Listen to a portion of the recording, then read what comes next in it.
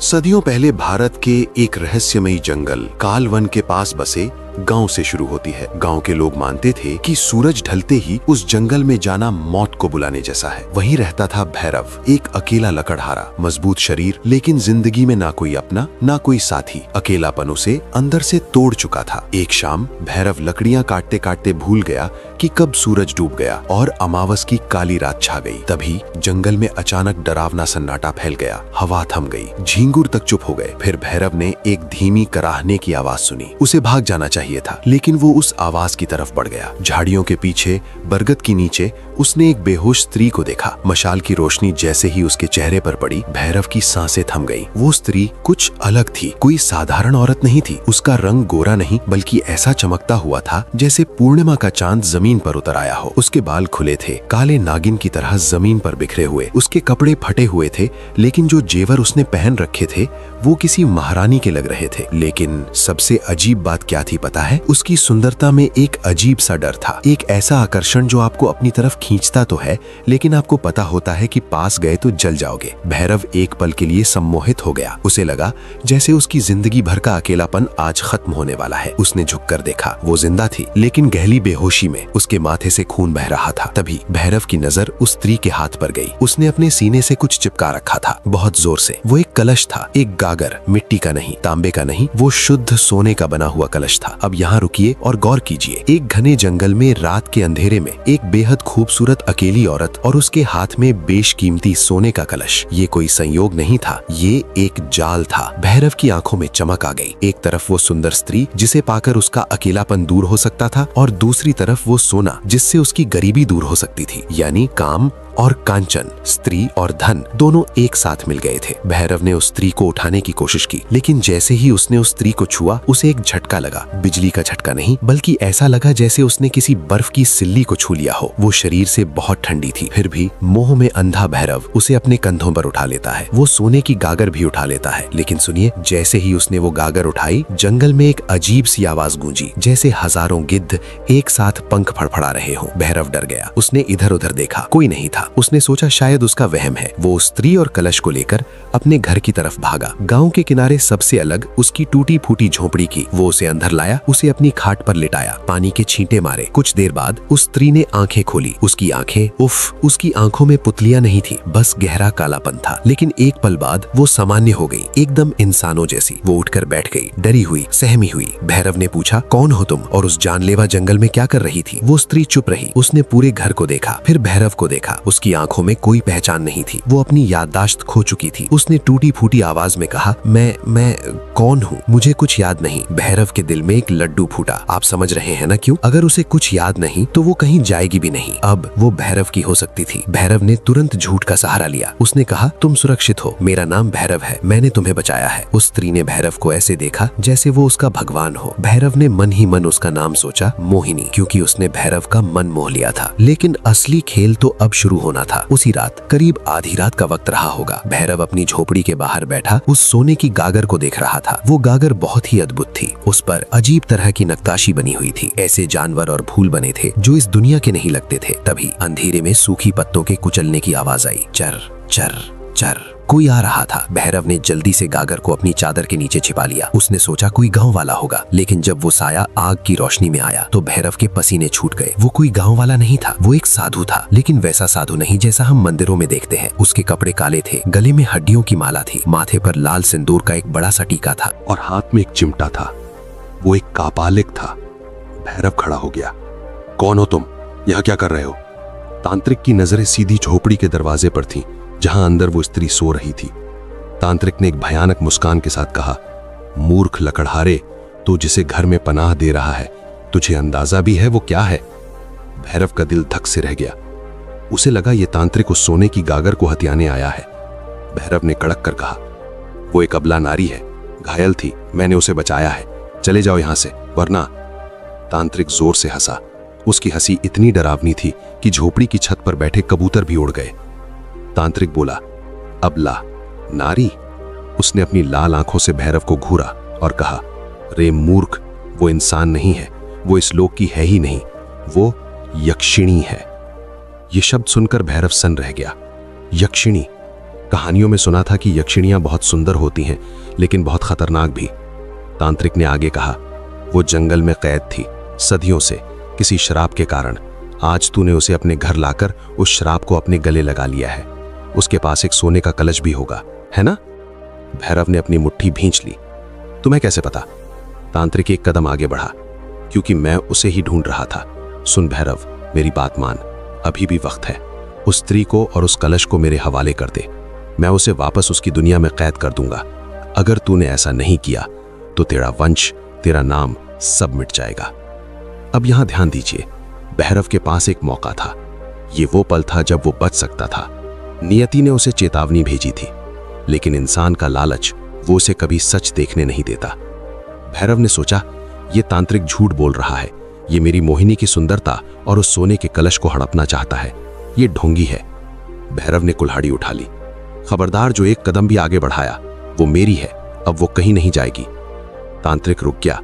उसके चेहरे पर से हंसी गायब हो गई। उसने भैरव को एक ऐसी नजर से देखा जैसे उसे उस पर दया आ रही हो। तांत्रिक ने कहा, ठीक है, तेरी मर्जी, विनाश काले विपरीत बुद्धि। लेकिन लकड़हारे, एक आखिरी चेतावनी सुन ले और इसे अपने भेजे में बिठा ले। भैरव ने पूछा, क्या? तांत्रिक ने धीरे से फुसफुसाते हुए कहा, वो अपनी याददाश्त खो चुकी है, इसलिए शांत है। लेकिन जिस दिन उसने अपना असली चेहरा देख लिया, उस दिन वो कयामत लाएगी। भैरव को समझ नहीं आया। असली चेहरा मतलब? तांत्रिक ने अपनी झोली से एक इशारा किया उस कलश की तरफ। वो सोने का कलश, वो साधारण बर्तन नहीं है, वो उसकी राजमुद्रा है, वो आईना है उसका। जिस दिन उसने उस कलश में अपनी परछाई देख ली, उस दिन उसे सब याद आ जाएगा। उसकी शक्तियां, उसका गुस्सा, उसका अतीत सब लौट आएगा और फिर वो तुझे जिंदा नहीं छोड़ेगी। इतना कहकर तांत्रिक पलटा। जाते जाते वो बोला, याद रखना, उसे कभी अपना प्रतिबिंब, अपना चेहरा मत देखने देना, ना आईने में, ना पानी में, और ना ही उस सोने के कलश में। तांत्रिक अंधेरे में गायब हो गया। भैरव वहीं खड़ा रहा, हाथ में कुल्हाड़ी लिए, पसीने से लथपथ। अब भैरव के मन में डर बैठ गया था। क्या वो सच बोल रहा था? क्या अंदर सो रही वो मासूम सी मोहिनी सच में एक खूनी यक्षिणी है? भैरव धीरे धीरे झोपड़ी के अंदर गया। मोहिनी गहरी नींद में थी। उसका चेहरा फूल जैसा लग रहा था। नहीं, भैरव ने सोचा, ये कोई राक्षस नहीं हो सकती, ये तो देवी है। लेकिन फिर उसकी नजर कोने में रखे उस सोने के कलश पर पड़ी। दीपक की रोशनी में वो कलश चमक रहा था। भैरव ने ध्यान से देखा। उस कलश की सतह इतनी चिकनी और चमकदार थी कि उसमें चेहरा आईने से भी साफ दिखता था। तांत्रिक की बात उसके कानों में गूंज उठी। जिस दिन उसने उस कलश में अपनी परछाई देख ली, वो तुझे नहीं छोड़ेगी। भैरव ने तुरंत एक फैसला लिया। उसने झोपड़ी के बाहर से गीली मिट्टी उठाई और उस सोने के कलश पर पूरी तरह पोत दी। उसने उस चमकते हुए सोने को गंदी मिट्टी से ढक दिया ताकि उसमें कोई चेहरा ना देख सके। उसने घर का पुराना टूटा हुआ आईना भी बाहर फेंक दिया। उसने ठान लिया था, वो मोहिनी को कभी उसका चेहरा नहीं देखने देगा। वो उसे हमेशा यही बताएगा कि वो एक साधारण औरत है। वो सच्चाई को, उस यक्षिणी को हमेशा के लिए सुलाकर रखेगा।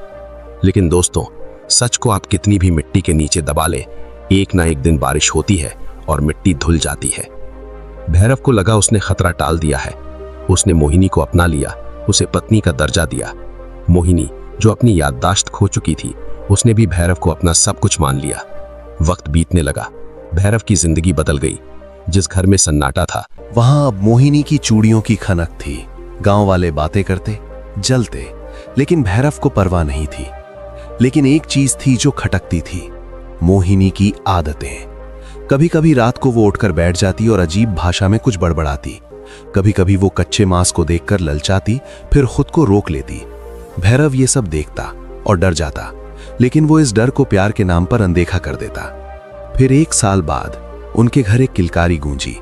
मोहिनी ने एक बेटी को जन्म दिया। बेटी बहुत सुंदर थी, बिल्कुल अपनी मां जैसी। भैरव बहुत खुश था। उसे लगा कि अब तो मोहिनी पूरी तरह इंसान बन चुकी है। अब वो एक मां है। अब यक्षिणी का साया हमेशा के लिए चला गया। उसने बेटी का नाम रखा छाया। लेकिन यहीं भैरव एक बात भूल गया। बीज बबूल का बोया हो तो आम नहीं उगते। यक्षिणी की कोख से जन्मी बच्ची साधारण कैसे हो सकती है? साल बीतते गए, छाया बड़ी होने लगी और वो जो सोने का कलश था वो घर के एक कोने में मिट्टी से पुता हुआ कचरे जैसा पड़ा रहता था। भैरव ने कभी मोहिनी को उस कलश के पास जाने नहीं दिया। जब भी मोहिनी पूछती, स्वामी ये गंदा बर्तन हम फेंक क्यों नहीं देते, तो भैरव डांट देता, नहीं, वो मेरे पूर्वजों की निशानी है, उसे कोई हाथ नहीं लगाएगा। सब कुछ ठीक चल रहा था जब तक कि छाया 7 साल की नहीं हो गई। कहते हैं ना, बच्चे भगवान का रूप होते हैं, लेकिन कभी कभी बच्चे अनजाने में मौत का दरवाजा भी खोल देते हैं। एक दोपहर की बात है, भैरव काम पर गया हुआ था। मोहिनी घर के पीछे कुएं पर कपड़े धो रही थी। घर में सिर्फ 7 साल की छाया अकेली थी। छाया घर में खेल रही थी। खेलते खेलते उसकी नजर उस कोने में पड़े मटमैले कलश पर गई। बरसों से उस पर मिट्टी की परत चढ़ी हुई थी। छाया के मन में बाल सुलभ जिज्ञासा जागी। उसने सोचा, पिताजी इसे इतना संभाल कर क्यों रखते हैं, इसके नीचे जरूर कुछ होगा।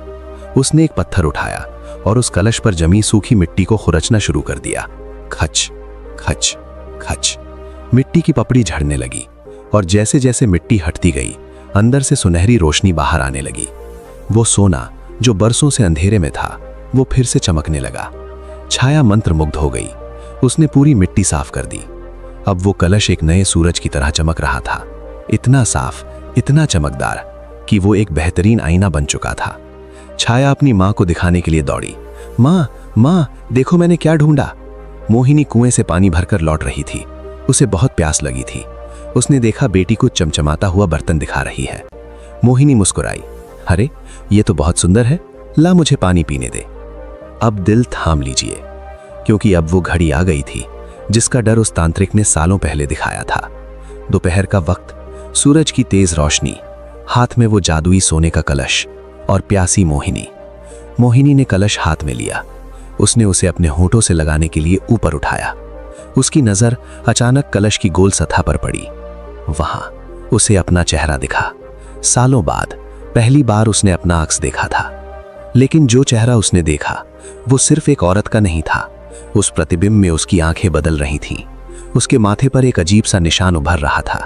उस प्रतिबिंब के पीछे उसे जंगल, आग और खून दिखाई दे रहा था। सन्नाटा छा गया। मोहिनी का हाथ हवा में जम गया। तभी उसकी आंखों की पुतलियां गायब होने लगीं। उसका शरीर कांपने लगा। एक झटका लगा उसके दिमाग को। बंद दरवाजे खुलने लगे। वो बेहोश लकड़हारा, वो झूठ, वो कैद, वो जंगल और उसका असली रूप। उसने कलश को नीचे नहीं फेंका, बल्कि उसने कलश को कसकर पकड़ लिया, इतना कसकर कि सोने पर उसकी उंगलियों के निशान बन गए। उसने अपना चेहरा ऊपर उठाया। अब वो मोहिनी नहीं थी। उसके चेहरे पर एक शैतानी मुस्कान थी। उसने अपनी बेटी छाया को देखा, लेकिन इस बार ममता से नहीं। उसने एक भारी गूंजती हुई आवाज में कहा, तो भैरव ने मुझे पालतू बनाकर रखा था। उधर जंगल में लकड़ियां काट रहे भैरव को अचानक एक जोरदार झटका लगा। उसकी कुल्हाड़ी हाथ से छूट गई।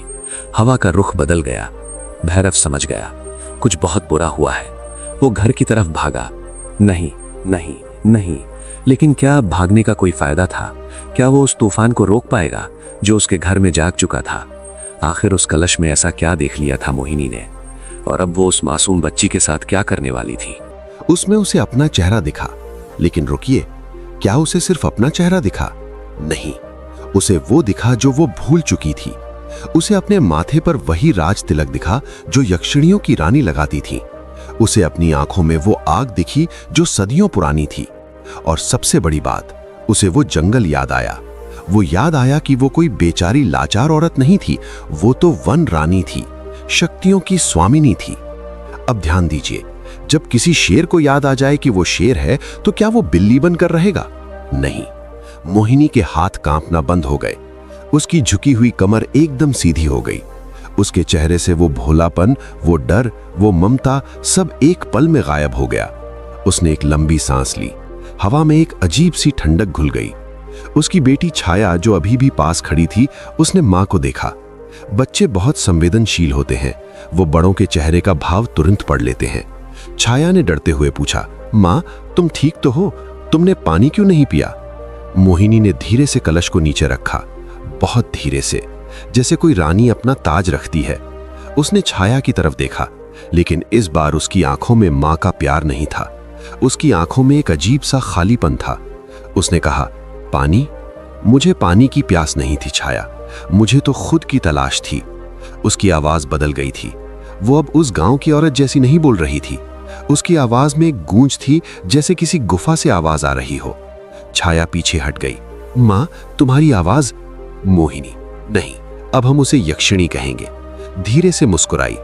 वो मुस्कान इतनी ठंडी थी कि कड़ी धूप में भी छाया को पसीना आ गया। उसने कहा, डरो मत, अभी तो खेल शुरू हुआ है। उधर जंगल में भैरव पागलों की तरह भाग रहा था। उसके पैर कांप रहे थे, दिल हलक में आ गया था। उसे कैसे पता चला कि कुछ गलत हुआ है? प्रकृति, कुदरत ने उसे इशारा कर दिया था। अचानक जंगल के सारे जानवर चुप हो गए थे। हवा रुक गई थी और भैरव ने देखा कि सारे पक्षी उसके घर की दिशा से दूर भाग रहे थे। जब जानवर अपना घर छोड़कर भागे तो समझ लीजिए वहां मौत ने दस्तक दी है। भैरव भागते भागते गिर पड़ा। उसके घुटने छिल गए, लेकिन उसे दर्द का एहसास नहीं हुआ। उसे सिर्फ तांत्रिक की वो बात याद आ रही थी, जिस दिन उसने अपना चेहरा देख लिया वो कयामत लाएगी। भैरव मन ही मन प्रार्थना कर रहा था, हे भगवान, बस एक बार मुझे घर पहुंचने दो। मैं सब ठीक कर दूंगा, मैं उसे मना लूंगा, मैं माफी मांग लूंगा। लेकिन आप भी जानते हैं और मैं भी, जब तीर कमान से निकल जाता है तो माफी से वापस नहीं आता। भैरव ने जंगल पार किया, गांव की सीमा पर पहुंचा। उसके घर के ऊपर काले बादल मंडराने लगे थे, जबकि बाकी गांव में धूप खिली थी। ये सिर्फ मौसम का बदलाव नहीं था, ये उस यक्षिणी के गुस्से का असर था। उसकी शक्तियां जाग रही थीं और प्रकृति उसके सामने झुक रही थी। भैरव अपने घर के आंगन में पहुंचा। वहां एकदम सन्नाटा था, ऐसा सन्नाटा जो शमशान में होता है। दरवाजा खुला था, अंदर अंधेरा था। भैरव ने दबी आवाज में पुकारा, मोहिनी, छाया। कोई जवाब नहीं। भैरव ने हिम्मत जुटाई और दहलीज लांघी। अंदर का नजारा देखकर उसका खून जम गया। कमरे के बीचों बीच मोहिनी बैठी थी, जमीन पर नहीं, लकड़ी की उस पुरानी चौकी पर जिस पर वो कभी नहीं बैठती थी। वो पालथी मारकर ऐसे बैठी थी जैसे किसी सिंहासन पर बैठी हो। उसके हाथ में वही सोने का कलश था और वो उसे बड़े गौर से देख रही थी। कोने में बेचारी छाया दुबकी हुई बैठी थी, रो रही थी लेकिन आवाज नहीं निकाल पा रही थी, जैसे किसी ने उसका मुंह बंद कर दिया हो। भैरव ने छाया को देखा, फिर मोहिनी को। उसने लड़खड़ाते हुए कहा, मोहिनी, ये सब क्या है? तुमने छाया को डरा दिया है। मोहिनी ने अपना सिर नहीं उठाया। वो कलश को निहारती रही और बिना देखे बोली, मोहिनी? कौन मोहिनी? भैरव के पैरों तले जमीन खिसक गई। उसने फिर कोशिश की, तुम मेरी पत्नी हो, मेरी मोहिनी। देखो, शायद तुम्हारी तबीयत ठीक नहीं है, लाओ ये कलश मुझे दे दो। भैरव ने जैसे ही हाथ बढ़ाया, मोहिनी ने अपनी नजरें उठाईं। उसकी आंखें अब इंसानी आंखें नहीं थीं, वो पूरी तरह काली हो चुकी थीं, न सफेदी न पुतली, बस काला अंधेरा। उसने भैरव की आंखों में देखा और भैरव को ऐसा लगा जैसे किसी ने उसे दूर फेंक दिया हो। वो बिना छुए ही पीछे जा गिरा। आह! भैरव दर्द से कराह उठा। मोहिनी खड़ी हो गई। उसका कद अब पहले से लंबा लग रहा था। घर की छत उसे छोटी पड़ रही थी। उसने अपनी उंगली उठाई और भैरव की तरफ इशारा किया। झूठे इंसान, तूने सोचा तू एक यक्षिणी को पालतू बना लेगा। उसकी आवाज में अब गुस्सा फूट पड़ा। तूने मेरा फायदा उठाया भैरव, तूने मेरी याददाश्त जाने का फायदा उठाया। तूने मुझे इस गंदी झोपड़ी में कैद रखा, मुझे जो इस पूरे कालवन की रानी थी। भैरव गिड़गिड़ाने लगा, नहीं, मैंने तुमसे प्रेम किया था, मैंने तुम्हें बचाया था। मोहिनी जोर से हंसी। प्रेम? इसे प्रेम कहते हैं? सच्चाई छिपाना प्रेम है, मेरी शक्तियों को मिट्ट में दबाना प्रेम है। उसने वो सोने का कलश हवा में उठाया। ये कलश देख रहा है, ये मेरी आजादी थी और तूने इस पर मिट्टी पोत दी ताकि मैं कभी जान न सकूं कि मैं कौन हूं। अब सुनिए, यक्षिणी का गुस्सा सिर्फ चिल्लाने वाला नहीं होता, उसका गुस्सा श्राप जैसा होता है। मोहिनी ने कहा, तू ना मुझे इंसान बनाकर रखा ना, अब देख एक यक्षिणी क्या कर सकती है। उसने कलश को जमीन पर पटक दिया, झन्नाक। लेकिन कलश टूटा नहीं, बल्कि उसमें से धुआं निकलने लगा, काला गाढ़ा धुआं। वो धुआं धीरे धीरे आकार लेने लगा। कमरे में परछाइयां नाचने लगी। भैरव ने देखा कि घर की दीवारें हिल रही हैं, छत से धूल गिर रही है। उसने चिल्लाकर कहा, मुझे माफ कर दो, जो सजा देनी है मुझे दो, लेकिन मेरी बच्ची छाया को छोड़ दो, वो तो तुम्हारी भी बेटी है। मोहिनी की नजर कोने में बैठी छाया पर गई। एक पल के लिए, बस एक पल के लिए उसकी आंखों में वो पुराना वाला मां का प्यार दिखा। लेकिन अगले ही पल यक्षिणी का अहंकार जीत गया। उसने कहा, मेरी बेटी? नहीं भैरव, ये तेरी बेटी है, इंसान की बेटी। यक्षिणियां इंसानों को जन्म नहीं देती। ये तो मेरे शरीर का बोझ थी जो मैंने सालों तक ढोया। ये सुनकर भैरव टूट गया। जिस ममता के भरोसे वो जी रहा था, वो ममता भी झूठ थी, या शायद यक्षिणी का सच इतना कड़वा था कि ममता भी उसके आगे हार गई। मोहिनी ने छाया की तरफ हाथ बढ़ाया। छाया हवा में उठ गई, जैसे कोई अदृश्य हाथ उसे ऊपर खींच रहा हो। पिताजी बचाओ! छाया दौड़ा। उसने छाया के पैर पकड़ने की कोशिश की, लेकिन मोहिनी ने एक फूंक मारी, सिर्फ एक फूंक, और भैरव किसी सूखी पत्ते की तरह उड़कर दीवार से जा टकराया। उसकी पसलियां टूटने की आवाज आई। वो दर्द से तड़प रहा था, लेकिन उसकी नजरें अपनी बेटी पर थीं। मोहिनी अब दरवाजे की तरफ बढ़ी। हवा में लटकी हुई छाया उसके पीछे पीछे खींची चली जा रही थी। मोहिनी ने बाहर जंगल की तरफ देखा। शाम हो चुकी थी, अंधेरा गहरा रहा था। उसने एक अजीब सी आवाज निकाली, हूं ऊ। ये किसी जानवर की आवाज नहीं थी, ये एक बुलावा था, अपनी सेना को, अपनी उन साथी यक्षिणियों को जो सालों से अपनी रानी का इंतजार कर रही थीं। जंगल से जवाब आया, हजारों घुंघरुओं की आवाज, छन छन छन। भैरव ने जमीन पर रेंगते हुए कहा, कहां ले जा रही हो उसे? मोहिनी दरवाजे पर रुकी। उसने पीछे मुड़कर भैरव को देखा, और जो उसने कहा वो किसी मौत की सजा से कम नहीं था। उसने कहा, मैं अपने लोक वापस जा रही हूं भैरव, जहां न झूठ है, न गरीबी, न तुम जैसा धोखेबाज। और रही बात इस लड़की की, उसने छाया को देखा। इसमें मेरा खून है, ये इंसान होकर भी यक्षिणी का अंश है।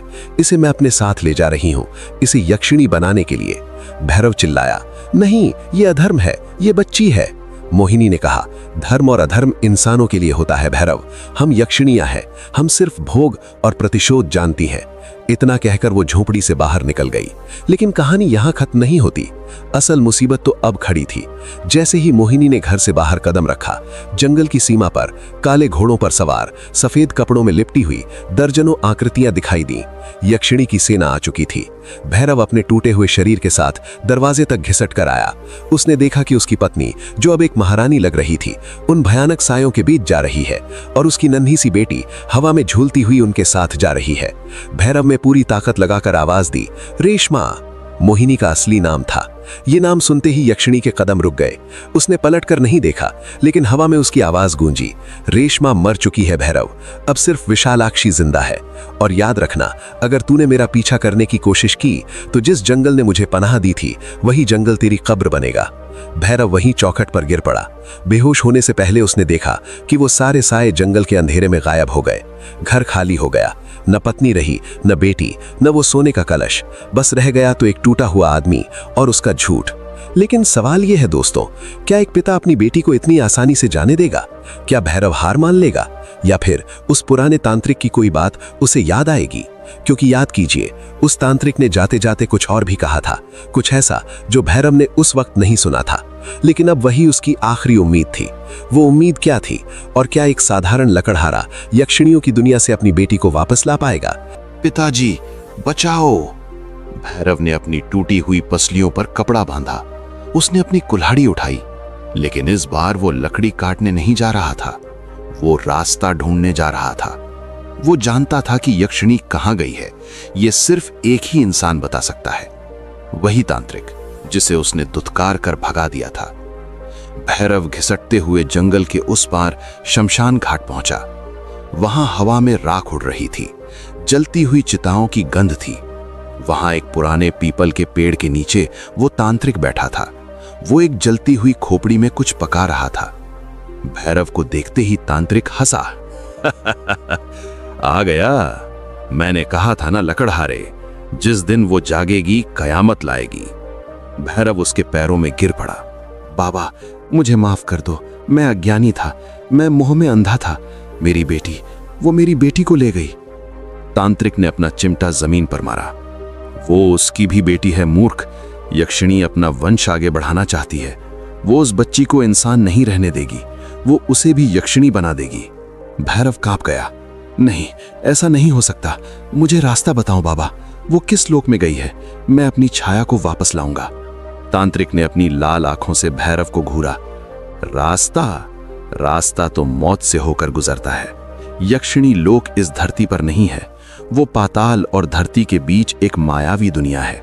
वहां इंसान जिंदा नहीं जा सकता। भैरव ने अपनी कुल्हाड़ी तांत्रिक के सामने रख दी। तो मुझे मार दो, मेरी आत्मा जाएगी, लेकिन मैं हार नहीं मानूंगा। अब यहां ध्यान दीजिए, तांत्रिक कोई साधु नहीं था, वो एक अघोरी था। उसके लिए भावनाएं नहीं, फायदा मायने रखता था।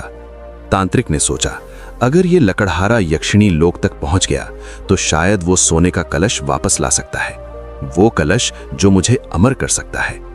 देख रहे हैं आप, मदद के पीछे भी मतलब छिपा होता है। दुनिया में मुफ्त सिर्फ हवा मिलती है, और वो भी अब दूषित हो गई है। तांत्रिक ने कहा, उठ भैरव, तुझे मरने की जरूरत नहीं है, लेकिन वहां जाने की एक कीमत है। भैरव ने पूछा, क्या कीमत? तांत्रिक बोला, तेरा सुख। तुझे एक ऐसा वचन देना होगा जो तेरी रूह को छलनी कर दे। अगर तू अपनी बेटी को वापस ले भी आया तो तू कभी उसे बता नहीं पाएगा कि तू उसका पिता है। तुझे एक साया बनकर रहना होगा। मंजूर है? भैरव एक पल के लिए भी नहीं हिचकिचाया। पिता का प्रेम देखिए साहब, उसने कहा, मंजूर है, बस मुझे मेरी बच्ची सही सलामत चाहिए। तांत्रिक मुस्कुराया, एक कुटिल मुस्कान। उसने राख उठाई और भैरव की आंखों पर मल दी। जा, अब तुझे वो दिखेगा जो आम इंसान नहीं देख सकते। जंगल के बीचों बीच जो काली झील है वही दरवाजा है, उसमें कूद जा। अगर तेरा प्यार सच्चा हुआ तो तू पार हो जाएगा, और अगर मन में जरा भी डर हुआ तो वो झील तुझे निगल जाएगी। भैरव वहां से भागा। तांत्रिक की दी हुई दृष्टि से अब जंगल बदल चुका था। जो पेड़ पहले हरे दिखते थे अब वो सूखे कंकाल जैसे लग रहे थे। हवा में जो खुशबू थी वो अब सड़े हुए मांस की बदबू बन गई थी। ये थी उस जंगल की असली सूरत, काल वन का असली रूप। भैरव भागता रहा, कांटे उसके पैरों में चुभ रहे थे, लेकिन वो रुका नहीं। आखिरकार वो उस काली झील के पास पहुंचा। झील का पानी एकदम काला था, जैसे स्याही घोली हो, और पानी बिल्कुल शांत था। लेकिन जैसे ही भैरव कूदने के लिए आगे बढ़ा, पानी में हलचल हुई। अब सुनिए, यक्षिणी लोक में घुसना आसान नहीं होता। वहां के पहरेदार हथियार से नहीं रोकते, वो यादों से रोकते हैं। अचानक झील के पानी से एक आकृति उभरी। भैरव के कदम रुक गए। वो आकृति मोहिनी की थी, लेकिन वो भयानक यक्षिणी वाली मोहिनी नहीं, वही भोली भाली डरी हुई मोहिनी जिसे भैरव ने पहली बार बचाया था। वो पानी के ऊपर खड़ी थी। उसने हाथ बढ़ाया और बहुत प्यार से बोली, स्वामी, कहाँ जा रहे हैं? देखिए, मैं वापस आ गई। वो सब एक बुरा सपना था। आइए घर चलते हैं। भैरव का दिल पिघलने लगा। उसकी आंखों में आंसू आ गए। यही तो वो चाहता था, उसकी मोहिनी, उसकी पत्नी। वो एक कदम आगे बढ़ा। मोहिनी, तुम ठीक हो? मोहिनी मुस्कुराई। हाँ स्वामी, मुझे माफ कर दीजिए, मैं भटक गई थी। आइए, मेरे पास आइए। भैरव का हाथ उसके हाथ को छूने ही वाला था, तभी उसके कानों में तांत्रिक की चेतावनी गूंजी। वहां इंसान जिंदा नहीं जा सकता, जो दिखेगा वो सच नहीं होगा। भैरव रुक गया। उसने गौर से देखा। उस पानी वाली मोहिनी की परछाई पानी में नहीं बन रही थी। भैरव समझ गया, ये माया है, ये उसका इम्तिहान है। उसने अपनी आंखें बंद की, अपने मन में अपनी बेटी छाया का चेहरा याद किया और जोर से चिल्लाया, तू झूठ है, मेरी पत्नी मर चुकी है। उसने अपनी कुल्हाड़ी उस पानी की मूरत पर दे मारी। छपाक! जैसे ही कुल्हाड़ी लगी, वो सुंदर मोहिनी चीख कर धुएं में बदल गई। पानी का रंग काला से लाल हो गया। भैरव ने अब देर नहीं की। उसने एक लंबी सांस ली और उस खूनी झील में छलांग लगा दी। भैरव पानी में डूबता चला गया। सांस घुट रही थी, फेफड़े फटने को थे, लेकिन उसने हार नहीं मानी। और फिर अचानक वो पानी से बाहर निकला। उसने जोर से सांस ली, लेकिन जब उसने आंखें खोली तो वो हैरान रह गया। वो किसी गुफा या नर्क में नहीं था, वो एक बेहद खूबसूरत जगह पर था। वहां आसमान बैंगनी रंग का था, जमीन पर घास की जगह मखमल बिछा था। हवा में अजीब सा संगीत गूंज रहा था। हीरे और मोतियों से जड़े हुए महल थे। ये था यक्षिणी लोक, देखने में स्वर्ग से भी सुंदर। लेकिन आप जानते हैं ना, जहरीले फूल अक्सर सबसे ज्यादा सुंदर होते हैं। भैरव पानी से बाहर निकला। उसके कपड़े सूखे हुए थे, उसके शरीर का दर्द गायब हो गया था। यहाँ की हवा में जादू था। तभी उसने देखा, सामने एक बड़ा सा दरबार लगा हुआ है। सैकड़ों यक्षिणियां वहां खड़ी हैं। सब बेहद सुंदर, लेकिन सबकी आंखों में वही डरावना सन्नाटा।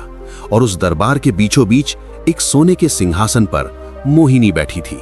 नहीं, अब वो विशालाक्षी थी।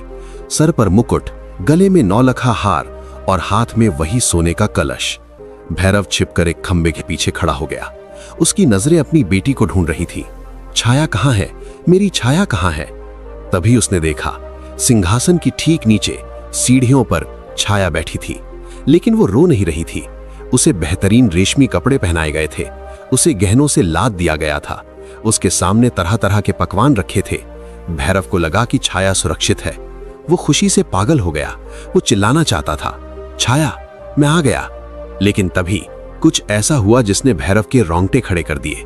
विशालाक्षी मोहिनी ने छाया के सर पर हाथ रखा और बड़े प्यार से पूछा, पुत्री तुझे अपने पिछले जीवन की कोई याद सता रही है? छाया ने ऊपर देखा।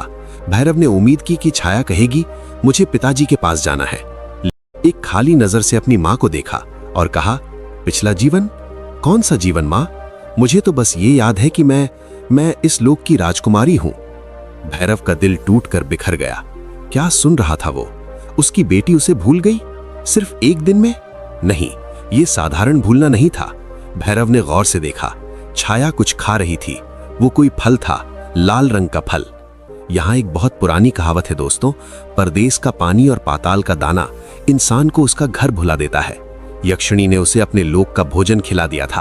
अब छाया की याददाश्त मिट रही थी, उसका इंसानी हिस्सा मर रहा था। भैरव समझ गया, अगर उसने अभी कुछ नहीं किया तो अगले कुछ पलों में उसकी बेटी हमेशा के लिए यक्षिणी बन जाएगी। उसने सोचा, मेरे पास हथियार नहीं है, मेरे पास जादू नहीं है, लेकिन मेरे पास एक सच है। भैरव खंबे के पीछे से निकल आया। उसने परवाह नहीं की कि वहां सैकड़ों यक्षिणियां हैं। उसने जोर से आवाज लगाई, छाया अपनी गुड़िया याद करो, वो लकड़ी की गुड़िया जो मैंने बनाई थी। पूरे दरबार में सन्नाटा छा गया। संगीत रुक गया। सैकड़ों गर्दनें एक साथ घूमी भैरव की तरफ। विशालाक्षी की आंखों में आग लग गई। वो खड़ी हो गई। तुम यहां तक आ गए? लेकिन भैरव की नजर सिर्फ छाया पर थी। छाया ने जब वो आवाज सुनी तो उसके हाथ से वो फल छूट गया। उसकी आंखों में एक पल के लिए चमक आई। पिताजी? भैरव दौड़ा, सिंहासन की तरफ दौड़ा, लेकिन विशालाक्षी ने अपना हाथ उठाया। रोक लो इसे। चारों तरफ से यक्षिणियां हवा में उड़ी। उन्होंने भैरव को घेर लिया। किसी ने उसके बाल पकड़े, किसी ने हाथ मरोड़ा। भैरव को जमीन पर पटक दिया गया। वो चीखता रहा, छाया ये सब झूठ है, ये तेरी मां नहीं, ये डायन है। विशालाक्षी सीढ़ियों से नीचे उतरी। वो भैरव के पास आई। उसने अपना पैर भैरव की छाती पर रखा। मूर्ख इंसान, विशालाक्षी ने फुसफुसाते हुए कहा, तूने यहां आकर अपनी मौत को दावत दी है। मैं तुझे मार सकती थी, लेकिन नहीं, मौत तो बहुत आसान सजा है। उसने अपनी बेटी छाया की तरफ देखा। छाया अब कंफ्यूज दिख रही थी। उसे सर में दर्द हो रहा था। विशालाक्षी ने कहा, छाया देख इस आदमी को, क्या तू इसे पहचानती है? अब असली खेल शुरू हुआ। ये इम्तिहान था। अगर छाया ने कह दिया हां तो यक्षिणी का जादू टूट जाएगा, और अगर छाया ने कह दिया नहीं तो भैरव जीते जी मर जाएगा। छाया धीरे धीरे आगे बढ़ी। वो भैरव के चेहरे के पास आई। भैरव की आंखों में आंसू थे। बेटी मैं हूं, तेरा बापू। छाया ने उसे गौर से देखा। उसकी पुतलियां फैल रही थीं। वो अपना सर पकड़े हुए थी। फिर उसने अपनी मां की तरफ देखा। मां की आंखों में एक सम्मोहन था। छाया ने फिर भैरव को देखा और धीरे से कहा, मैं तुम्हें जानती हूं। भैरव के चेहरे पर मुस्कान आ गई, लेकिन छाया ने अपनी बात पूरी की। तुम वही हो ना जो मेरे सपनों में आकर मुझे डराते थे? तुम वही राक्षस हो जिसने मेरी मां को कैद किया था? भैरव सन्न रह गया। ये क्या कह रही थी छाया? यक्षिणी ने उसकी यादों को मिटाया नहीं था, उसने यादों को बदल दिया था। उसने छाया के दिमाग में ये भर दिया था कि उसका पिता कोई रक्षक नहीं बल्कि एक राक्षस था। भैरव की चीख गले में ही अटक गई। उसकी अपनी बेटी उसे नफरत से देख रही थी। विशालाक्षी जोर जोर से हंसी। देख लिया भैरव, इसे कहते हैं असली प्रतिशोध। अब तेरी बेटी तुझे पहचानेगी नहीं बल्कि तुझे अपने हाथों से सजा देगी। विशालाक्षी ने छाया के हाथ में तलवार थमा दी। ले पुत्री, खत्म कर दे इस अपने डर को, काट दे इसका गला ताकि हम हमेशा के लिए आजाद हो सके। 7 साल की बच्ची, हाथ में नंगी तलवार और सामने जमीन पर पड़ा उसका अपना पिता। छाया ने तलवार उठाई। उसके हाथ कांप नहीं रहे थे क्योंकि उसकी आंखों पर यक्षिणी का जादू चढ़ा हुआ था। भैरव ने आंखें बंद कर ली। अगर मेरे मरने से तुझे शांति मिलती है बेटी तो मार दे। छाया ने तलवार ऊपर उठाई और वार किया। खचाक। क्या भैरव मारा गया या फिर ऐन मौके पर कुछ ऐसा हुआ जिसने यक्षिणी के इस माया जाल को भी हिलाकर रख दिया? क्योंकि याद रखिए, भैरव के पास भले ही हथियार ना हो, लेकिन उसके पास उस तांत्रिक का दिया हुआ एक वचन अभी भी बाकी था। और वो सोने का कलश जो पास ही रखा था उसमें अचानक एक दरार पड़नी शुरू हो गई थी। खून गिरा, लेकिन किसका? तलवार नीचे आई, लेकिन भैरव की गर्दन पर नहीं। तलवार भैरव के कान के पास से गुजरती हुई जमीन में धंस गई। खचाक! पूरे दरबार में सन्नाटा छा गया। यक्षिणियां हैरान रह गईं। विशालाक्षी की आंखों में गुस्सा भर गया। छाया कांप रही थी। उसकी आंखों पर चढ़ा वो काला जादू एक पल के लिए धुंधला हो गया था। उसने अपने नन्हे हाथों को देखा जो तलवार पकड़े हुए थे। उसकी आंखों से एक आंसू टपका और भैरव के गाल पर गिरा। अब ध्यान दीजिए, दुनिया का कोई भी जादू, कोई भी मंत्र खून के रिश्ते से बड़ा नहीं होता। छाया का दिमाग भूल चुका था, लेकिन उसका दिल अभी भी धड़क रहा था। एक पिता के लिए भैरव ने मौके का फायदा उठाया। उसने छाया को धक्का नहीं दिया, उसने छाया को अपनी छाती से लगा लिया। मेरी बच्ची, तू मुझे मार सकती है, लेकिन मैं तुझे उस राक्षसी के पास नहीं छोड़ सकता। विशालाक्षी अपनी गद्दी से उठी। राक्षसी? उसकी आवाज से महल के खंबे हिल गए। तूने मेरी बेटी का हाथ कैसे पकड़ा? छाया, मार उसे, अभी मार। लेकिन छाया अब रो रही थी। वो कंफ्यूज थी। मां, पिताजी, मुझे कुछ समझ नहीं आ रहा। विशालाक्षी ने अपना हाथ हवा में उठाया। उसकी उंगलियों से काली बिजली निकलने लगी। अगर तू इसे नहीं मारेगी तो मैं तुम दोनों को राख बना दूंगी। भैरव समझ गया कि वो ताकत से नहीं जीत सकता। उसकी नजर सिंहासन के पास रखे उस सोने के कलश पर गई। वही कलश जो इस सारे फसाद की जड़ था। वही कलश जिसे तांत्रिक ने यक्षिणी की राजमुद्रा बताया था। भैरव ने एक झपट्टा मारा। जान की परवाह किए बिना वो बिजली की रफ्तार से दौड़ा और विशालाक्षी के कुछ करने से पहले उसने वो सोने का कलश उठा लिया। भैरव ने कलश को हवा में उठाया और जमीन पर पटकने का नाटक किया। रुक जाओ! विशालाक्षी के कदम वहीं जम गए। उसका वो भयानक गुस्सा अचानक डर में बदल गया। उसने अपना हाथ नीचे कर लिया। नहीं भैरव, उसे मत गिराना। भैरव हाँफ रहा था। क्यों? डर गई? यही है ना तेरी जान, इसी में बसती है ना तेरी ताकत। विशालाक्षी की आंखों में एक अजीब सी बेबसी दिखी। उसने कहा, वो मेरी जान नहीं, वो मेरी आजादी है भैरव। अगर वो टूटा तो मैं फिर से उसी श्राप में कैद हो जाऊंगी जिससे तूने मुझे अनजाने में बचाया था। मैं वापस उसी अंधेरे कुएं में गिर जाऊंगी जहां मैं सदियों से थी। भैरव को लगा कि जीत उसकी हुई। उसने कड़क कर कहा, तो फिर सौदा मंजूर कर। मेरी बेटी को छोड़ दे, उसे उसका इंसानी रूप वापस दे और मैं तुझे ये कलश दे दूंगा। अब यहां सुनिए। यक्षिणी ने एक गहरी सांस ली। उसने एक बार छाया को देखा जो डरी हुई खड़ी थी। फिर उसने भैरव को देखा और वो मुस्कुराई। वो मुस्कान जीत की नहीं थी, वो मुस्कान एक बहुत ही कड़वे सच की थी। उसने कहा, मूर्ख इंसान, तुझे अभी भी नहीं समझा। तुझे लगता है तू जीत रहा है। भैरव ने कलश को कसकर पकड़ा। मतलब? विशालाक्षी धीरे धीरे सीढ़ियों से नीचे उतरी। तू छाया को ले जाना चाहता है, ले जा, लेकिन क्या तूने सोचा है कि वो मेरे लोक का लाल फल खा चुकी है? भैरव के हाथ कांप गए। विशालाक्षी ने समझाया, जिसने पाताल का अन्न खा लिया वो धरती पर जिंदा नहीं रह सकता। अगर तू इसे यहां से ले गया तो जैसे ही सूरज की पहली किरण इस पर पड़ेगी, इसका शरीर राख बन जाएगा। भैरव सन्न रह गया। पांव तले जमीन खिसक गई। क्या ये सच था या कोई चाल? भैरव चिल्लाया, तू झूठ बोल रही है। विशालाक्षी ने कहा, मैं यक्षिणी हूं भैरव। हम क्रूर हो सकते हैं पर हम इंसान की तरह झूठे नहीं होते। देख अपनी बेटी को। भैरव ने छाया को देखा। छाया की त्वचा अब हल्की नीली पड़ने लगी थी। उसकी आंखों में वो चमक आ रही थी जो यक्षिणियों में होती है। वो बदल रही थी, हमेशा के लिए। विशालाक्षी ने अपना हाथ बढ़ाया। तेरे पास दो ही रास्ते हैं भैरव। पहला रास्ता, कलश फोड़ दे, मुझे कैद कर दे, लेकिन तेरी बेटी भी मर जाएगी। दूसरा रास्ता, मुझे मेरा कलश दे दे, मैं अपनी दुनिया में वापस चली जाऊंगी और छाया, वो मेरे साथ जाएगी, जिंदा रहेगी, अमर रहेगी, एक राजकुमारी की तरह। अब आप सोचिए, एक पिता के दिल पर क्या गुजरी होगी। एक तरफ अपनी बेटी को पाने की जिद और दूसरी तरफ उसकी जान। अगर साथ ले गया तो वो मर जाएगी और अगर छोड़ दिया तो वो हमेशा के लिए एक यक्षिणी बन जाएगी। भैरव की आंखों से आंसू बहने लगे। उसका हाथ ढीला पड़ गया। वो सोने का कलश जो उसे इतना भारी लग रहा था, अब उसे अपने पापों का बोझ लग रहा था। उसने छाया की तरफ देखा। छाया ने उसे देखा और धीमे से कहा, बापू, मुझे नींद आ रही है। भैरव टूट गया। उसने समझ लिया कि वो हार चुका है। उसने अपनी बेटी को बचाने के लिए उसे खोने का फैसला कर लिया। उसने वो सोने का कलश धीरे से जमीन पर रख दिया। दृश्य 3, विदाई और धोखा। विशालाक्षी ने कलश उठा लिया। उसके चेहरे पर जीत की चमक आ गई। उसने छाया का हाथ पकड़ा। चल पुत्री, हमारा समय हो गया। भैरव घुटनों के बल बैठ गया। कम से कम उसे मुझसे विदा तो लेने दे, एक बार गले तो लगने दे। विशालाक्षी रुकी। उसने मुड़कर भैरव को देखा और यहां उसने वो आखिरी वार किया जो तलवार से भी गहरा था। उसने कहा, विदा? कैसी विदा भैरव? तुझे क्या लगा मैंने तुझे माफ कर दिया? भैरव ने सिर उठाया। क्या? विशालाक्षी ने कलश को अपनी छाती से लगाया और बोली, तूने मुझसे मेरी यादें छीनी थी, तूने मुझे धोखे में रखा था, तो आज मैं तुझे वही सजा दूंगी। उसने छाया के माथे पर हाथ रखा और एक मंत्र पढ़ा। छाया की आंखें एक पल के लिए बंद हुई और फिर खुली। जब वो खुली तो उनमें भैरव के लिए कोई प्यार नहीं था, कोई पहचान नहीं थी, बिल्कुल कोरा कागज। विशालाक्षी ने हंसते हुए कहा, अब ये तुझे याद नहीं रखेगी, इसके लिए तू मर चुका है। तू जी की जिंदगी इस याद के साथ जी कि तेरी बेटी जिंदा है, लेकिन वो तुझे नहीं जानती। भैरव चीखा। नहीं। उसने दौड़ने की कोशिश की, लेकिन यक्षिणी की सेना ने उसे घेर लिया।